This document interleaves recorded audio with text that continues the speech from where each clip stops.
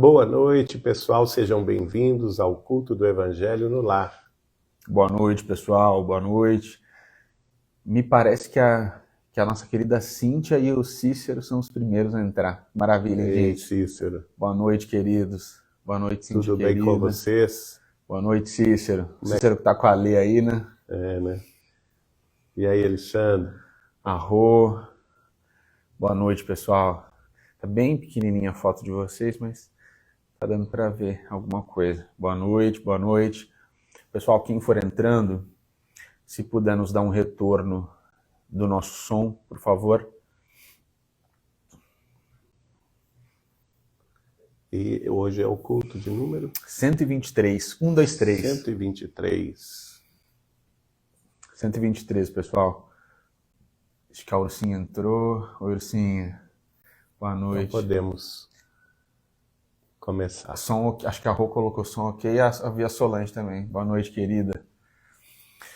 Bom, pessoal, então vamos começar o nosso culto de número 123 do Evangelho no Lar. Nós estamos no capítulo 18 do Evangelho segundo o Espiritismo.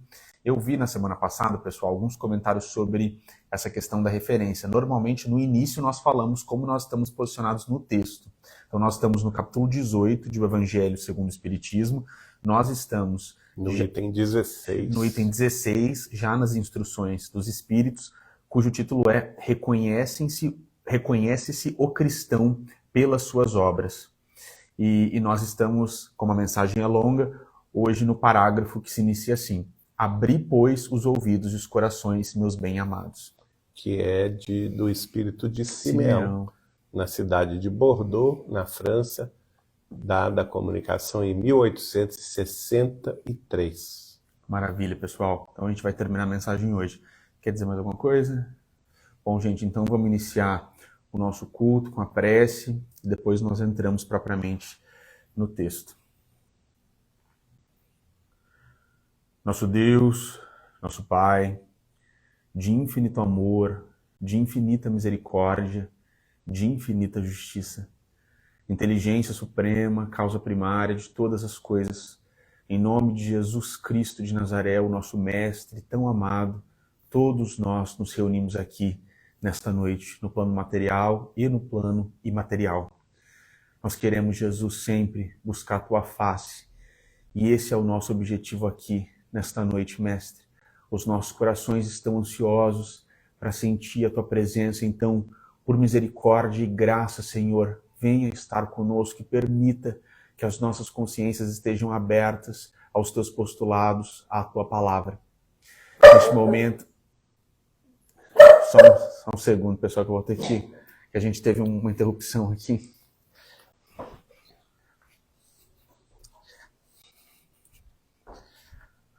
Bom, gente, então, só um minutinho. E a gente volta já. Peraí. Nós estamos, como o João Pedro falou, no item de número 16, cujo título é Reconhece-se o cristão pelas suas obras, no capítulo de número 18 do Evangelho segundo o Espiritismo. E hoje nós já fizemos a primeira parte, que é essa mensagem de Simeão. Nós lemos aqui o primeiro parágrafo na semana passada, o segundo e o terceiro parágrafos. E hoje estamos no quarto parágrafo. E agora, então, vamos retomar o nosso culto. Sinto muito, pessoal. A gente está no escritório hoje. A gente recebeu uma encomenda aqui. Bom, gente, então, para a gente poder retomar e continuar, vamos fazer um Pai Nosso, já que a nossa oração foi interrompida, e depois a gente continua propriamente no texto.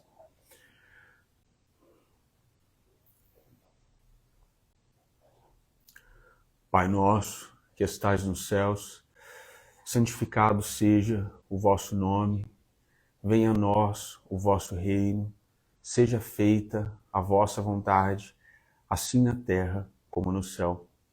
O pão nosso de cada dia nos dai hoje, perdoai as nossas ofensas, assim como nós perdoamos a quem nos tenha ofendido. E não nos deixeis cair em tentação, mas livrai-nos de todo mal, porque vossos são o reino, o poder e a glória, para todos sempre. Amém. Que assim seja. Graças a Deus. Amém. Então vamos, pessoal. Então, nesse parágrafo, que é o quarto parágrafo, o Espírito de Simeão diz: abri, pois, os ouvidos e os corações, meus bem-amados. Cultivai essa árvore da vida, cujos frutos dão a vida eterna. Aquele que a plantou vos convida a tratá-la com amor, de modo a poder desvê-la dando frutos divinos em abundância. Conservai-a tal como Cristo vô-la entregou.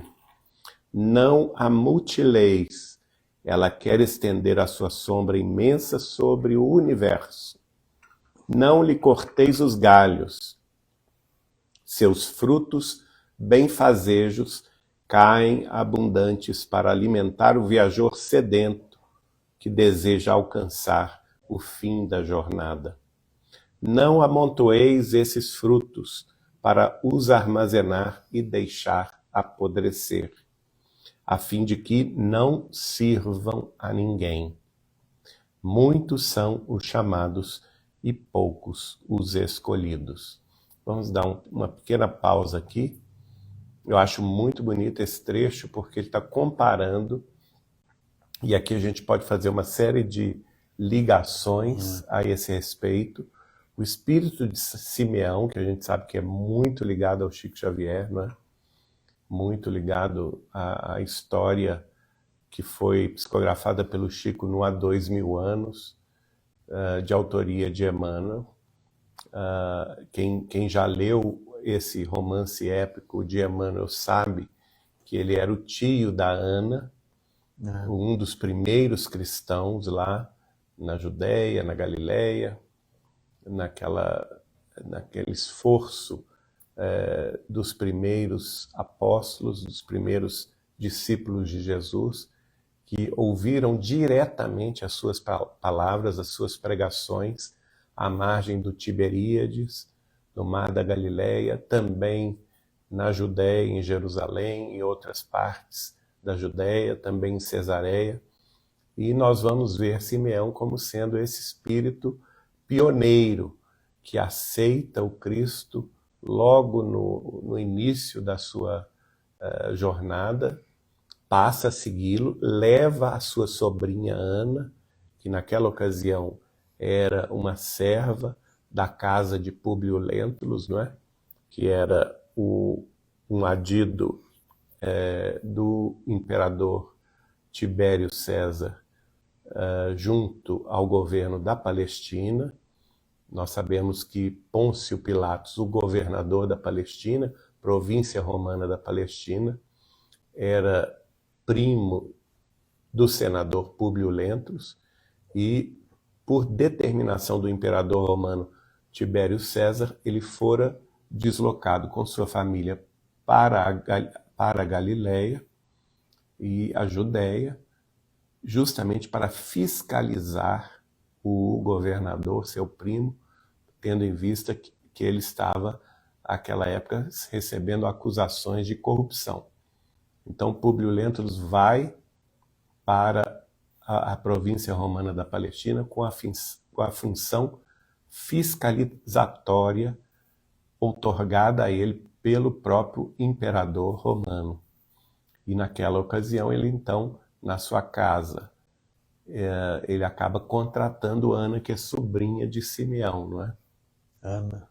E a sua mulher, que era Lívia Lentúlia, muito próxima da serva Ana, vai conhecer também Simeão e vai ouvir diretamente as pregações do Cristo, e estabelece uma ligação fundamental com Jesus, de tal forma que quando Jesus estava sendo crucificado, naquele próprio momento da crucificação, veja a ligação de Jesus com Lívia Lentúlia.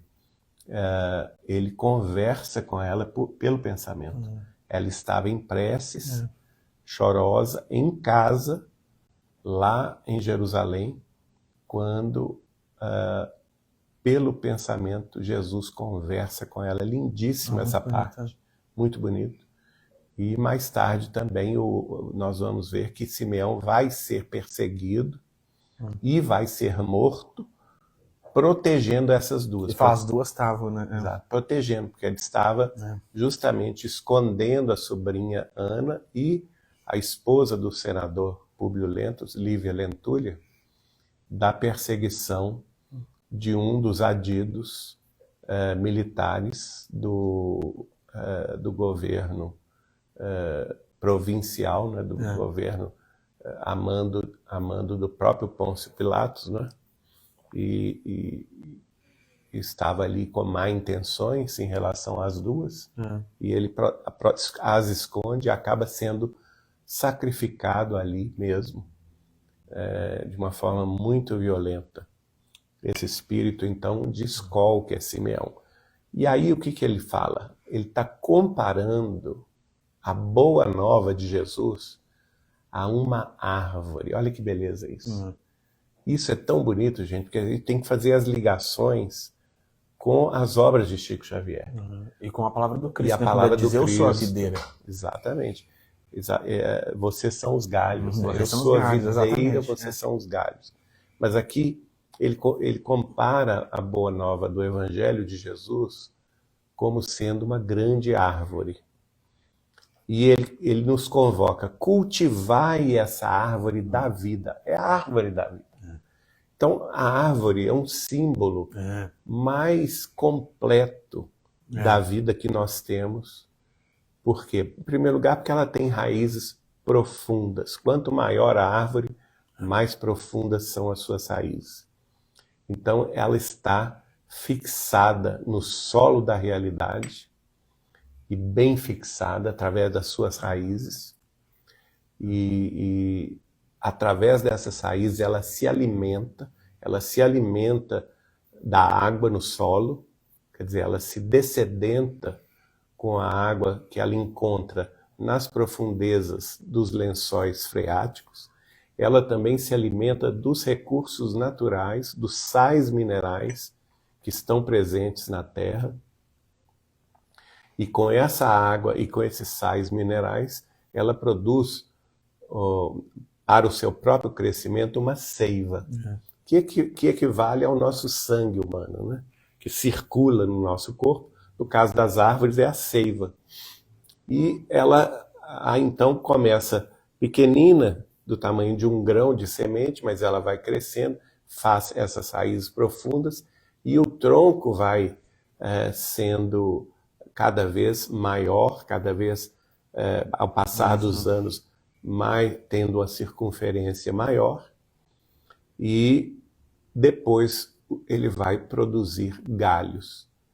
E esses galhos também vão crescer e vão se espalhar num rol aí dos 360 graus em volta, no entorno do tronco, né? De uma forma equilibrada. E a partir daí eles vão produzir o quê? Folhagem acolhedora, depois as flores, e depois das flores vem naturalmente os frutos. Então, se o Evangelho é a árvore da vida, se Jesus fala que ele é a videira e que todos aqueles que o seguem estão ligados a esse tronco fundamental, Jesus é o tronco fundamental. Meu pai é o agricultor. Deus é o agricultor, que dá a vida, né? Mas o tronco fundamental, exatamente, o tronco fundamental é a palavra de Jesus, é a boa nova.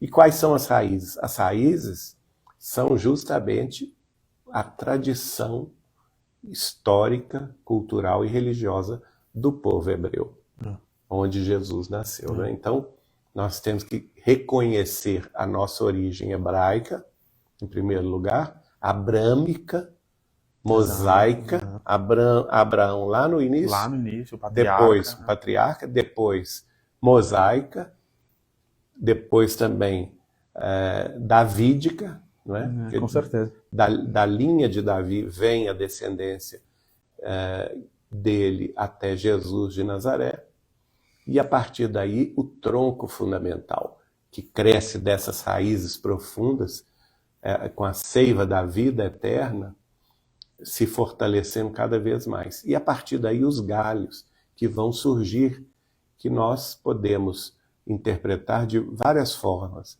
Nós podemos interpretar como sendo cada galho um servidor desse tronco, não é? Ou mesmo nós podemos interpretar como uma escola religiosa cristã. Pode ser também, né? Não é?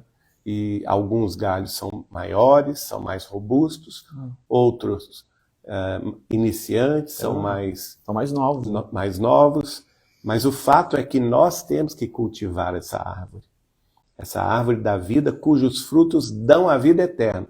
Então, quando os galhos estão ligados nesse tronco fundamental que é Jesus, e nós estamos agora falando de um desses galhos, que é o espiritismo cristão, né, o Consolador prometido pelo próprio Jesus, nós temos que reconhecer que esse galho também robusto, que é a terceira revelação de Deus aos homens, através dos espíritos superiores, sob o patrocínio do próprio Jesus, ele também vai crescer com vigor para se cobrir de folhagem, se cobrir do perfume do Evangelho, que são as flores, para dar frutos sazonados de vida eterna. E aquele que plantou, que é Deus, né, que é o agricultor, como lembrou aqui o João Pedro, vos convida a tratar essa árvore com amor, de modo a poder desvê-la dando frutos divinos em abundância. Então, o que nós queremos de uma árvore? Nós queremos que ela seja acolhedora, inicialmente que ela seja frondosa, seus galhos na direção de 360 graus acolham diante do sol da vida, muitas vezes causticante, sol do meio-dia, acolha os viajantes ou os transeuntes com a sua sombra acolhedora. Que ela ofereça a eles também a água da vida eterna e os frutos sazonados de amor e de perdão. E assim, se a gente cuidar dessa árvore em cada um de nós estaremos também recebendo do tronco fundamental todos os recursos para que a gente tenha condição de multiplicar os frutos divinos da abundância. Mas aqui vem uma consideração que é ao mesmo tempo uma advertência. Conservai-a tal como Cristo vô-la entregou. Então nós que somos galhos dessa grande árvore, nós não podemos modificar a seiva que nós recebemos do tronco. Nós não podemos desprezar o tronco, e muito menos as nossas raízes. Então, nós não podemos mutilá-la, porque senão o que vai acontecer com o galho? Vai ficar seco. O próprio Jesus fala isso, né? O galho vai ficar seco. Então, o objetivo, o Espírito está dizendo aqui, o objetivo é estender a sombra dessa árvore imensa sobre o universo. E não cortemos os seus galhos. Seus frutos benfazejos caem abundantes para alimentar o viajor sedento que deseja alcançar o fim da jornada. Não, portanto, amontoeis esses frutos para os armazenar e deixar apodrecer. Então, é dar de graça o que de graça nós recebemos. Não é a gente fazer cobrança. Ah, não, o fruto é meu, o galho. Imagine se cada galho de cada árvore quisesse chamar para si todos os frutos que ele produz. Ele não daria alimento a ninguém, não é? Porque esses frutos acabariam apodrecendo. E assim, eles não serviriam a ninguém. E quem faz isso está naquele rol do chamado do Cristo. Muitos são chamados, mas poucos os escolhidos. Aqueles que não deixam fluir ou de forma natural essa seiva da vida, esses frutos, essa sombra acolhedora a todos os viajantes, a todos que passam por sua vida, ele certamente não será escolhido, ele será cortado e lançado fora e vai secar, não prestando para nada, a não ser na figura de linguagem do Evangelho, para o ser queimado no fogo. Então, vamos fazer um outro ponto aqui. Na obra de Chico Xavier, no livro Brasil, Coração do Mundo, Pátria do Evangelho, o espírito de Humberto de Campos, que transcreveu esse livro do mundo maior, vai nos dizer que a árvore do Evangelho, Jesus falando isso com Hilel, né, antes do descobrimento das Américas. E ele mostra as Américas para o espírito de Hilel, que era preceptor de Gamaliel, e ele mostrando as Américas que eram ainda virgens no sentido civilizatório, a não ser com a presença de pequenos grupos indígenas, ele então vai dizer, para a porção sul dessa grande região, transplantarei a árvore do meu evangelho. Para o coração dessa parcela sul, desse grande continente, ela estará ligada ao meu coração para sempre. Olha que bonito isso. Pessoal, este talvez seja um dos parágrafos mais importantes desta mensagem. O título dessa mensagem, Reconhece-se o cristão pelas obras, é um título muito significativo, porque nós, espíritas cristãos, compreendemos que a caridade é o postulado máximo do discurso de Jesus. É por isso que Kardec brilhantemente vai dizer, fora da caridade não há salvação. Quando o Espírito traz dois pontos aqui muito importantes, nós precisamos entender que ele está falando do Espiritismo e das outras escolas religiosas, porque ele vai chamar a atenção para que essa árvore e para que essa palavra de vida eterna, que é a palavra de Jesus, que é sobre o que ele está falando, não seja deturpada, não seja mutilada, não seja modificada por aqueles que estão, né, na posição de trabalhadores, de obreiros.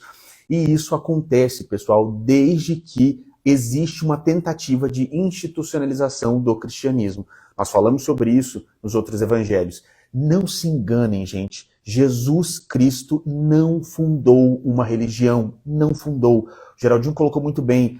A raiz dessa árvore é a tradição hebraica. E parece que as pessoas se esquecem disso quando elas precisam considerar que o Cristo era judeu e não se circunscreveu ao judaísmo, nem criou uma outra religião. E não obstante Jesus, em vários momentos, reconhecer a tradição judaica, quando ele vai dar exemplos de amor, exemplos disso aqui sobre o que nós estamos falando, ele usa a figura de quem? De um samaritano, que era desprezado pelos judeus. Então, justamente para mostrar, não se apeguem a uma ideia de seita estanque, não se apeguem a uma ideia de religião, não modifiquem a minha palavra.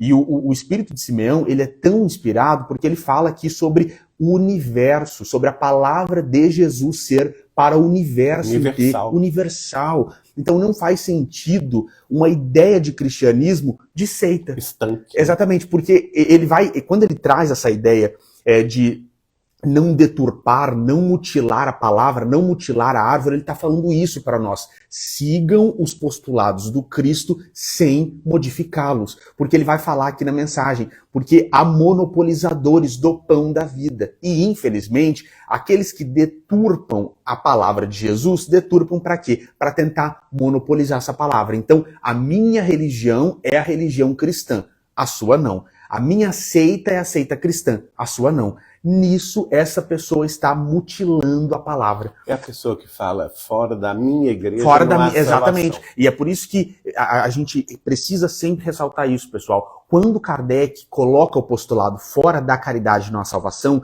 Kardec está numa perfeita consonância filosófica, epistemológica, exegética com o discurso de Jesus Cristo. Porque se Kardec, por um erro de vaidade, por um erro de egoísmo, dissesse fora do espiritismo não há salvação, ele entraria no erro das outras religiões, que querem até hoje o Cristo só para elas. Só para si. Mas o que existe nisso? E vejam como Simeão é específico. Existe nisso um interesse de deturpar a palavra de Jesus. O postulado máximo da palavra do Cristo é caridade. E aí quando outras religiões, outras seitas, outras pessoas vão querer colocar empecilhos, obstáculos, depende da minha interpretação, a palavra de Jesus não é possível, não é passível de compreensão sem a interpretação de determinada igreja. Tomem cuidado com isso, gente, porque isso é mutilação dessa árvore do evangelho. E quando sempre estejam atentos nessa perspectiva filosófica, quando alguém diz que fora da sua religião não há salvação, ou que Jesus só está na sua religião, esta pessoa, no subtexto do seu texto, está dizendo que o Cristo dela é o fundador daquela religião, sem ela perceber. O Cristo... Isso não é verdade. E isso não é verdade. O Cristo de Deus, o Messias, é aquele em cuja palavra nós encontramos redenção para os nossos espíritos. O Cristo é o mais perfeito. Questão 625 do Livro dos Espíritos. Então, nós temos a palavra de vida eterna na palavra do Cristo. Prestem atenção nisso, gente, porque esse é um postulado filosófico que muitas vezes líderes religiosos fingem esquecer para poder vender uma ideia de que existe uma religião correta. E não existe. A palavra de Jesus Cristo, ela está aberta para o universo inteiro. Se existisse uma religião correta, Jesus Cristo teria criado essa religião e deixado para todos nós. O Cristo não fez isso. Então percebam, nós precisamos buscar aquele que traz para todos nós a salvação. A palavra do Espírito mais perfeito, a palavra do Cristo, a palavra do Messias, é a palavra com a qual nós vamos redimir os nossos espíritos. Então, esta palavra não precisa de outra. Esta palavra não precisa da interpretação de uma instituição, da interpretação de uma igreja. Não precisa de barreiras com rituais, com um aspecto de se você não fizer isso, você não é cristão. Essa palavra, ela é universal para todas as pessoas. Essa mensagem do Simeão, gente, ela é profundamente filosófica e é o tipo de mensagem na qual nós precisamos meditar muito para entender. O postulado máximo é a caridade. Se eu pratico a caridade com honestidade, eu sou cristão e ninguém pode dizer o contrário. Quando uma religião que tem mais membros, que em algum aspecto é hegemônica, em algum país, em algum local, olha para outra religião e fala, você não é cristã porque você não sou eu, porque eu não estou dentro daquilo que você acredita, esse tipo de atitude é o que Simeão está falando, é a mutilação da árvore. Vamos dar um exemplo aqui bem específico. Quando uma religião majoritária, hegemônica, olha para um irmão nosso, por exemplo, da Umbanda e fala, você não é cristão, apesar dos nossos irmãos e irmãs da Umbanda acreditarem em Jesus Cristo, eles estão mutilando a árvore e dizendo, Jesus é nosso, fora da nossa igreja não há salvação. Então prestem muita atenção, porque é pela palavra de Jesus e não pela palavra de qualquer outro ser humano que nós vamos encontrar a salvação. E esse tipo de preconceito existe em relação ao espiritismo cristão, também, muito. Em relação à igreja católica ortodoxa. Até o protestantismo frente. Às várias igrejas crentes ou protestantes ou reformadas, né? Então, e entre elas também. Então nós temos que entender, gente, que nós todos cristãos, todos a quem acredita no Cristo é cristão. É exatamente. Quem assume que Jesus Cristo é o Senhor. Exato. É o seu Messias, é o seu Salvador. É o Salvador. Você não precisa de religião para isso. Que o tronco da sua revelação, que é a boa nova do Evangelho, vai nos dar a água viva da vida eterna. Exatamente. Essa seiva de vida eterna A água viva. e abundante. Então, não importa qual seja o ramo Exatamente. ou o tronco ou o braço da interpretação religiosa, que é claro que as múltiplas escolas religiosas têm interpretações Mas elas não distintas, podem mutilar, que é o que eu estou falando. Exatamente, elas não têm o direito, elas não têm esse direito. Elas podem ter suas interpretações específicas sobre alguns pontos, mas sobre o Evangelho não podem. Exatamente. Porque não podem. o Evangelho é a base de tudo. Exato. É o amor ao próximo, como a nós mesmos, o amor como Jesus nos amou, é o perdão das ofensas incondicionalmente, é fazer o bem sem pedir nada em troca, né? Não saiba a vossa mão direita o que dê a vossa mão esquerda. É perdoar 70 vezes, 7 vezes cada ofensa. E por aí vai, são as palavras de Jesus. A palavra de Jesus. É entender que a cada um será dado segundo as suas obras. Exato, exatamente. Mas também entender que o amor cobre a multidão dos pecados. Então, Jesus é muito claro, né?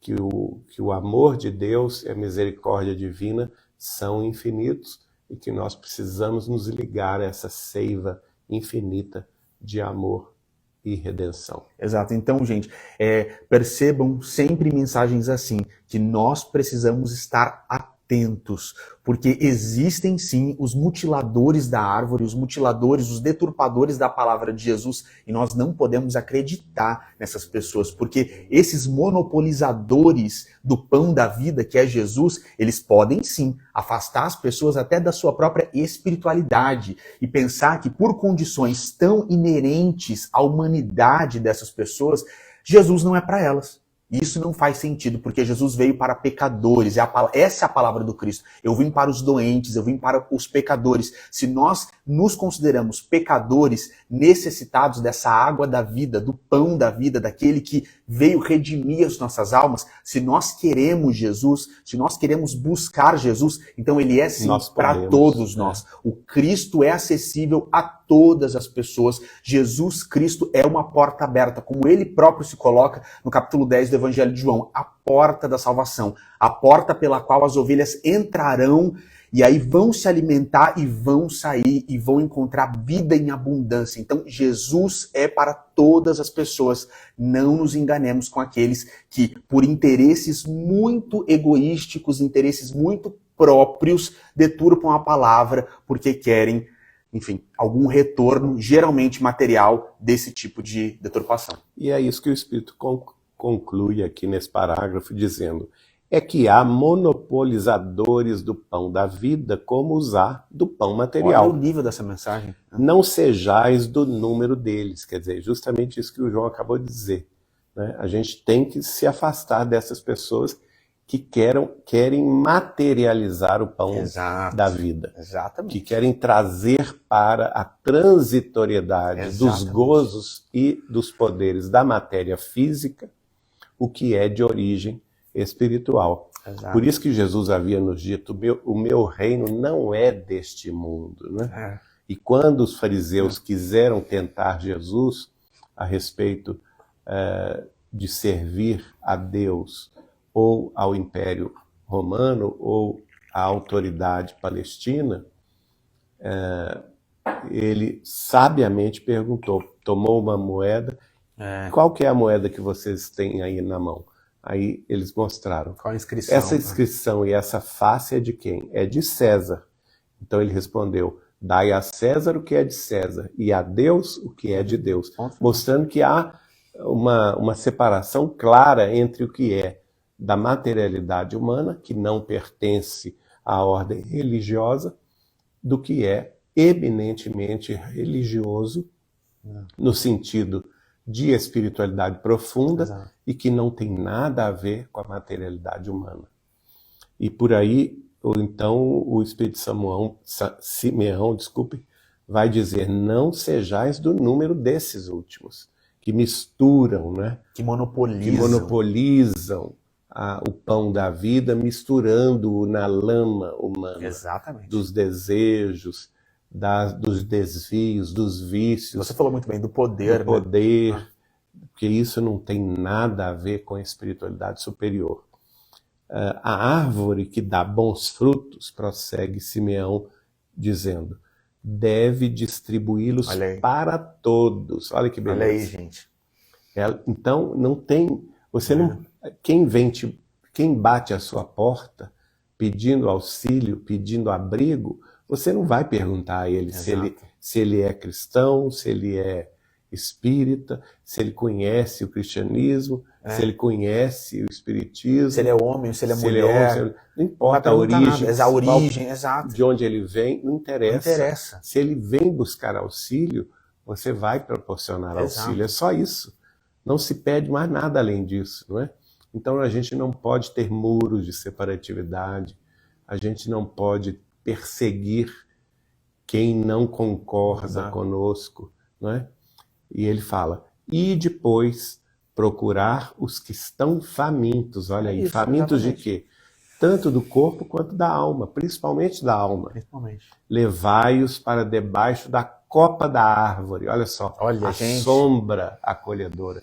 Então, o que ele quer dizer com isso? A nossa função como cristãos genuínos e verdadeiros é acolher quem está sobrecarregado, aflito, triste, que beleza, doente, não é? Nosso dever é acolhê-los nessa copa da árvore, essa sombra acolhedora, não é? E partilhai com eles do abrigo que ela oferece. Olha que lindo isso, gente. Olha que lindo. Mensagem linda. Linda, essa mensagem é muito profunda. Foi muito bom a gente ter dividido, né? Para dar atenção a essa última parte, que senão no culto passado a gente teria corrido. Então isso é lindo. A árvore, ela é o abrigo dos transeuntes, dos passantes, dos viajores, dos famintos.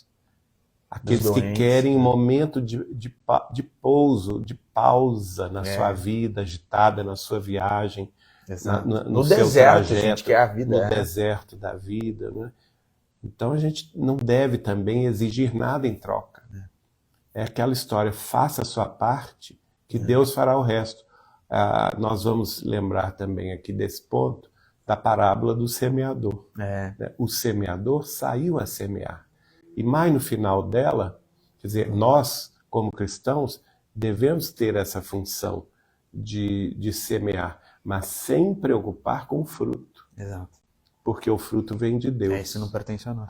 O crescimento e o fruto é de Deus. Então a gente não precisa ficar vigiando a vida alheia. Eu dei isso para fulano, eu acolhi ciclana, e não está florescendo. E ela não está cumprindo com o dever dela, então eu vou cortar o meu auxílio, entendeu? Não é por aí.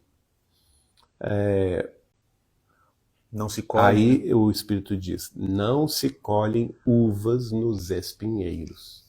Meus amigos, afastai-vos dos que vos chamam para vos apresentar as sarças do caminho. Olha isso, gente. Segui os que vos conduzem à sombra da árvore da vida.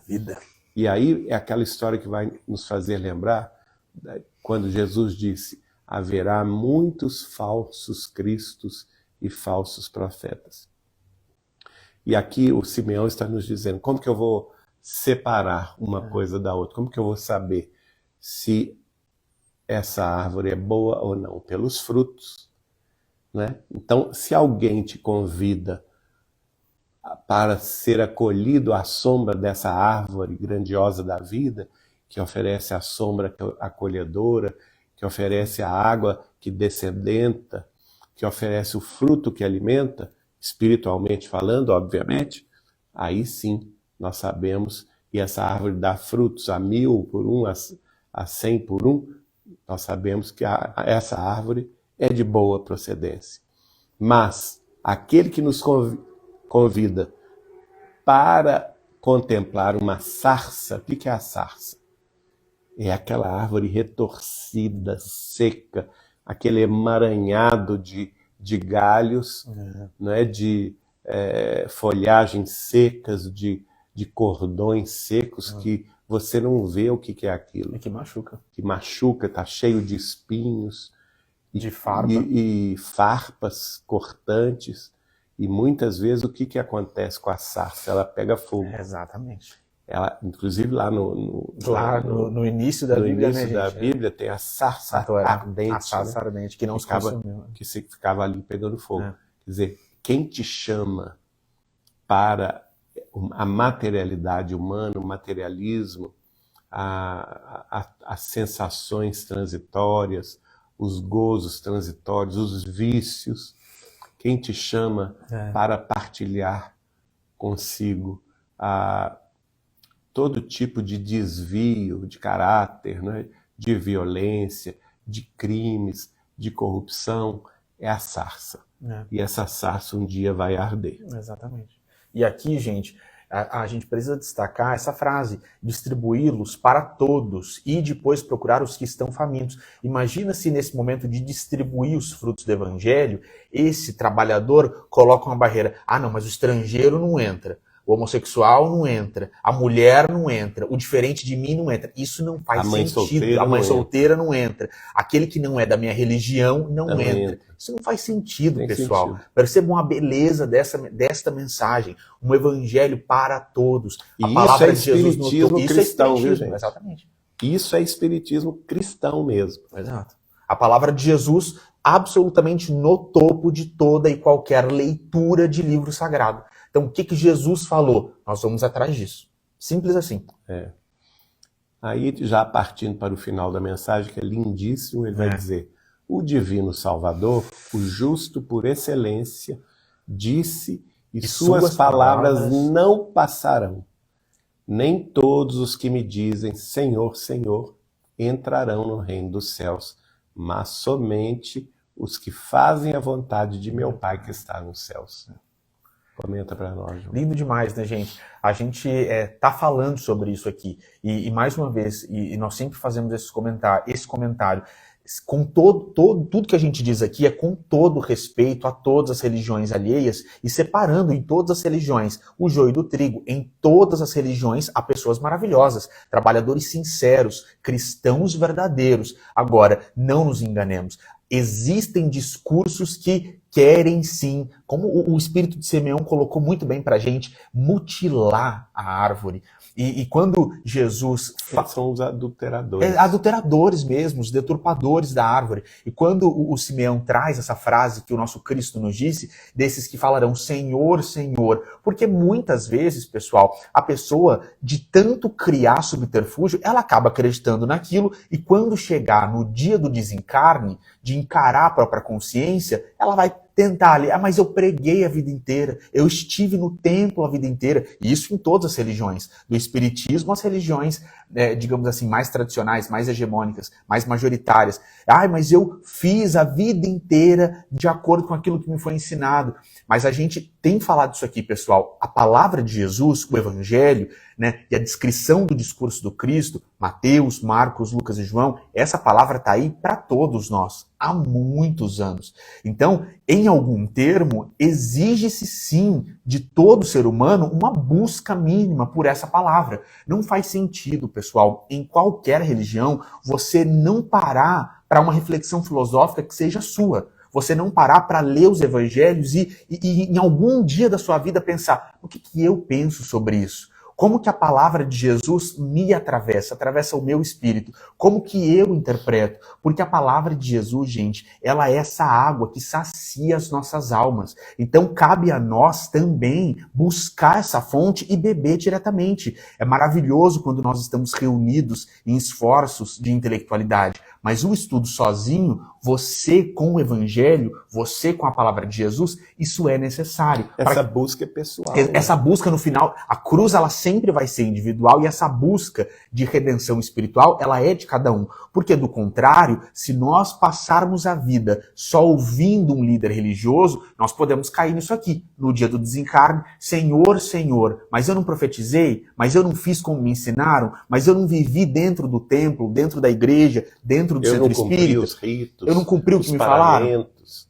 né? E aí Os Jesus sacramentos. vai responder. Aqueles que de fato cumpriram a vontade de Deus. E ela é amor, pessoal. E sempre que nós estamos disponíveis para amar o nosso próximo, para exercitar o amor dessa forma, como o Emmanuel vai colocar no livro Pensamento e Vida, amar é acima de tudo serviço ao próximo. Se nós nos colocarmos nessa posição de forma honesta, disciplinada, com vontade de dar fruto, com vontade de ter a palavra de vida eterna dentro do nosso coração, certamente no dia do nosso desencarne, nós seremos recebidos, talvez, pelo próprio Cristo, por emissários maravilhosos. E acho que até eu vou pedir para o Geraldinho a palavra, porque a gente acabou de ter o desencarne de uma servidora do Cristo, e a gente imagina que ela foi recebida com esses louros de quem amou, com esses louros de quem se desprendeu de egoísmo, com esses louros da renúncia, inclusive, né, desse livro aí da renúncia, com esses louros daqueles que de fato tentaram de forma honesta incorporar a palavra de vida eterna, a palavra do Cristo no próprio dia a dia, na própria vida. E por isso nós estamos hoje dedicando o culto do Evangelho, na data de hoje, a essa querida irmã, amiga, companheira de ideal, que nós tivemos a alegria de conviver por mais de 2 décadas, aliás, Wanda Amorim Joviano, que retornou à pátria espiritual às 19h30 de terça-feira, última, dia 3 de junho de 2025, aos quase 99 anos de existência física, né? Ela que era filha do casal Rômulo e Maria Joviano. Ele era chefe do Chico na Fazenda Modelo de Pedro Leopoldo, onde a família residiu até 1952, e ela foi companheira de Chico tanto das lides espíritas, no culto do Evangelho no lar de sua família, onde o Chico, por 2 vezes semanais, participava à noite e psicografava, né? O fruto das psicografias do Chico, os originais, que ela nos cedeu gratuitamente, cariciosamente, né? Graciosamente, sem qualquer apego, né? Uma renúncia tremenda, são os livros que a Vinha de Luz Editora publicou a partir de 2006 até hoje, né? Sem pedir nada em troca.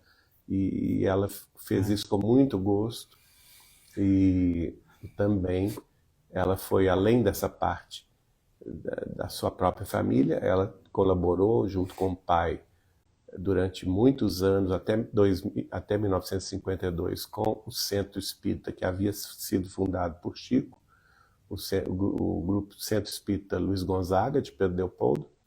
Ela, inclusive, chegou a psicografar ao lado do Chico, né? Temos o livro dela que ela psicografou com o prefácio de Emmanuel recebido pelo Chico, chama-se No Roteiro do Evangelho, pelo espírito de Otília, e ela usa o pseudônimo de Vera Lúcius, né? E belíssimas mensagens que ela recebeu desse espírito luminoso de Otília lá no Centro Espírita Luiz Gonzaga.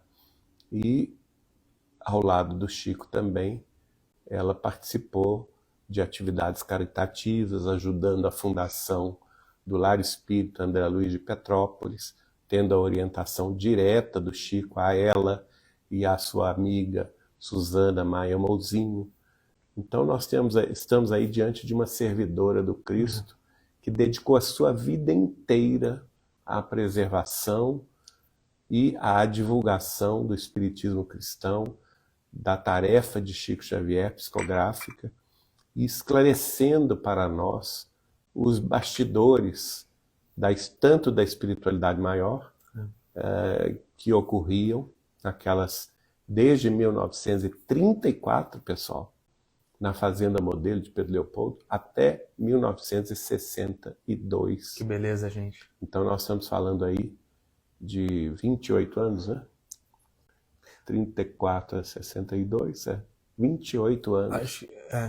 6 mais de 2, tarefas cristãs, né? Porque, embora a família tenha estado até 52, portanto, 18 anos consecutivamente ao lado de Chico Xavier, em Pedro Leopoldo, de 1934 até nas tarefas espíritas, né? Porque, na realidade, o Chico vai trabalhar 3 anos antes na Fazenda Modelo, em 1931. Então, nós estamos falando aí de 21 anos de convivência íntima do Chico com a família Joviano, de 1931 até 1952. Interessante, o número 21 se repete. Você vê, né? Olha o 3 aí na numerologia. E de tarefas espíritas na Fazenda Modelo foram 18 anos, mas o Dr. Rômulo foi transferido para o Rio de Janeiro em 1952, em dezembro, mas a família ainda manteve visitas a Pedro Leopoldo e a Uberaba, e recebeu dele ainda mensagens até 1962. Em 1960, a mãe dela desencarnou, Dona Maria Joviano.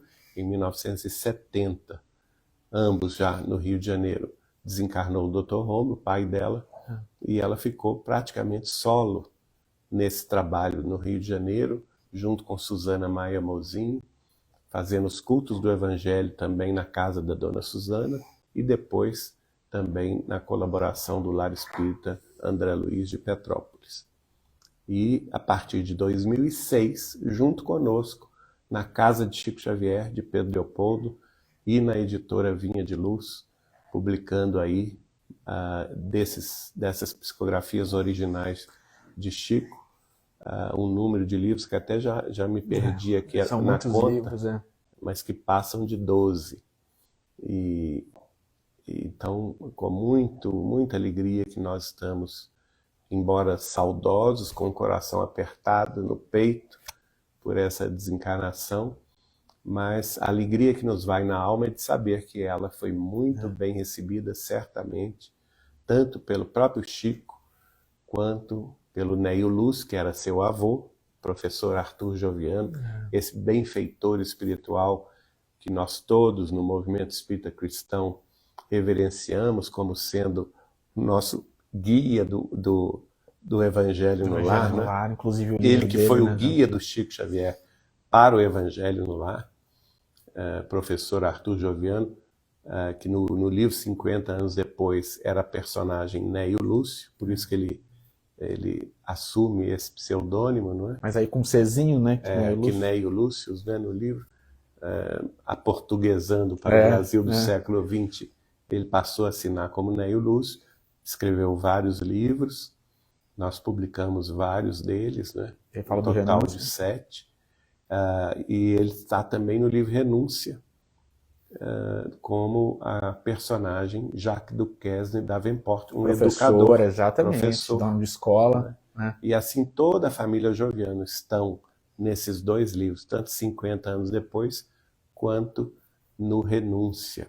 Quem quiser aprofundar mais no tema, eu publiquei na terça-feira à noite, tanto no Facebook Meta das nossas redes sociais, quanto no Instagram, o quadro das reencarnações desse grupo, vamos dizer assim, familiar, que começa lá há 2000 anos, 50 anos depois, e se transpõe para o livro Renúncia, já no século XVII, em França. Mas você se lembra de algum título de palestra em que você fala da Wanda, da família? Eu gostaria de falar para as pessoas. Vocês podem buscar na TV Saber Espiritismo do YouTube as palestras As Reencarnações nos Romances de Emmanuel. Muito interessante, pessoal. Leia toda essa literatura a respeito da qual o Geraldinho está falando, que é uma literatura riquíssima, e compreender de forma mais precisa quem é a reencarnação de quem nesses livros maravilhosos. E a nossa Wandinha, ela me chamava de chefinha, com muito carinho, né? E eu a chamava de Wandinha, que partiu essa semana com 99 anos quase de existência física. Ela foi, no livro 50 anos depois, a personagem Euvídia Lúcius, irmã de Célia Lúcius. E, curiosamente, ela vai desencarnar no mês de junho, que é o mês de Célia Lúcius. E no Renúncia ela foi a Beatriz. E no Renúncia ela foi a Beatriz Davenport, também muito ligada a Alcione, Muito. que era muito próxima dela, né? Se torna basicamente uma irmã, né? É irmã. Então, nós temos que lembrar dos justos e dos amorosos servidores de Jesus como ela, que passaram pelo mundo muitos anos anonimamente e que só mais tarde, no final da vida, foram reconhecidos pelos relevantes serviços prestados à difusão do Evangelho de Jesus na ótica da doutrina dos Espíritos, sob o patrocínio da amizade e da convivência de Chico Xavier. Maravilha, gente. Então, para terminar, a última frase. Que o Senhor de bênçãos vos abençoe, que o Deus de luz vos ilumine, que a árvore da vida vos ofereça abundantemente seus frutos. Crede e orai. Maravilha. Simeão Bordeaux, 1863. Que é também o nosso desejo para a nossa querida Wandinha. Eu não tenho mais palavras, pessoal. Eu não tenho o que acrescentar. Só agradecer mesmo pela noite maravilhosa, por mais este culto do Evangelho no Lar. Lembrando que sempre todos os cultos ficam salvos. E deixar as palavras finais com o Geraldinho e a prece também com ele. Então vamos orar neste momento de despedidas, que é também uma semana de despedidas, com o nosso coração às vezes sangrando de saudade, chorando também pela separação transitória, mas com muito amor, com muito carinho e uma alegria também interior de saber, como nós sabemos já pela revelação espírita, que a vida continua, que o amor jamais morre e que os entes queridos que se ligam pelos laços fundamentais do espírito, do amor, nós sabemos que esses laços jamais serão rompidos e, ao contrário, depois de cumpridas todas as nossas missões e tarefas, em nome do Senhor aqui na Terra, esses laços serão mais fortalecidos e mais robustos, com a bênção de Deus e dos nossos maiores da vida espiritual. Então vamos oferecer, neste momento, a nossa prece singela de gratidão a todos aqueles que passaram antes de nós as lutas humanas, que percorreram os caminhos espinhosos da terra, que muitas vezes tiveram em seus percursos os pés sangrando pelos pedregulhos da estrada, pelos espinhos que lhes feriram os dedos, as mãos, pelos ataques que também sofreram para prosseguir, levando a bandeira do Cristo, do amor e da caridade. Nós sabemos que essa bandeira de luz está desfraldada pelo nosso Senhor Jesus. Desde quando pisou o solo do mundo, na poeira dos tempos que já se foram, na Galileia distante e na Judéia das nossas escrituras sagradas. 2000 anos, 20 séculos se passaram, e quantos servidores dele volveram ao mundo terrestre para manter essa bandeira imaculada, desfraldando-a com destemor, sem vacilações e sem tergiversações, trazendo também a sua augusta palavra de amor e de redenção, exemplificando na própria vida o roteiro de paz que Jesus havia nos dado, demonstrando na própria existência o desprendimento, a renúncia, a coragem de servir com valor ao Senhor da vida. E com esse desprendimento e com essa renúncia inauditas, souberam cultivar a árvore da vida, souberam acolher os transeuntes, viajores, muitas vezes desorientados e tristes, souberam oferecer-lhes a sombra amiga e acolhedora, o fruto da vida eterna, assim como a água da vida que descedentou a tantos e tantos. E a exemplo desses tantos servidores, nesses 20 séculos, estamos nomeando uma delas, nossa querida Wanda Amorim Joviano, como exemplo dos nossos dias atuais. Que ela receba em nossa prece de gratidão e carinho, de saudade e alegria espiritual, um buquê de rosas com os nossos sentimentos mais puros, oferecendo-lhe a nossa saudade e a nossa saudação. Que Jesus, nosso Mestre e Senhor, que Maria Santíssima, abnegada Mãe dos sofredores, que os nossos benfeitores maiores, dentre os quais Chico Xavier, Neio Lúcio, Rômulo e Maria Joviano, a recebam sempre com redobrados carinhos, com alegrias inefáveis, abrindo as portas celestes para que ela, depois das refregas da vida física, tenha, por fim, o galardão que merece, bem merece, dos páramos da vida imortal. E com essa prece singela de dedicação e carinho, nós pedimos a Deus que nos abençoe hoje, amanhã e todo sempre. Que assim seja. Que assim seja. Graças a Deus. Graças a Deus, pessoal. Bom, gente, então a gente fica por aqui essa semana e na semana que vem nós iniciamos então o capítulo 19, creio eu. Já é o 19. A fé transporta montanhas. Olha aí, do Evangelho segundo o Espiritismo.